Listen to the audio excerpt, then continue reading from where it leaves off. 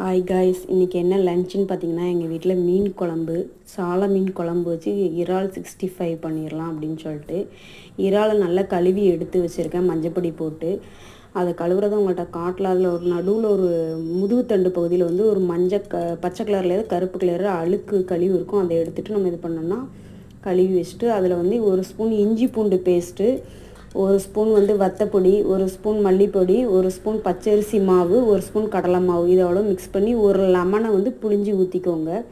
அது கொஞ்சம் பத்தாது, அந்த மசாலா பிடிக்க உள்ளே இருக்குது. அதுக்காண்டி கொஞ்சமாக தண்ணி ஊற்றி நல்லா மிக்ஸ் பண்ணிவிட்டு லாஸ்ட்டாக மல்லி இலை கருவேப்பிலை போட்டு ஃப்ரிட்ஜில் 1 ஹவர் நான் ஊற வச்சுருவேன். நீங்கள் வேணால் வெளியே ஊற வச்சுக்கலாம். அப்போ தான் அந்த மசாலா வந்து எல்லாம் ஒட்டி வரும்.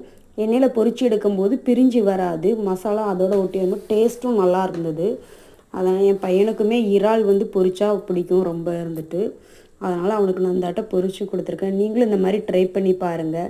நாங்கள் மேக்ஸிமம் வந்து சாட்டர்டே சனிக்கிழமை ஆனால் மீன் தான் எடுப்போம். எங்கள் வீட்டில் எல்லாத்துக்குமே மீன் பிடிக்கும். உங்களுக்கும் இந்த மாதிரி பிடிக்குமாங்கிறத கமெண்ட் பண்ணுங்கள். பிடிச்சிருந்தால் லைக் பண்ணுங்கள்.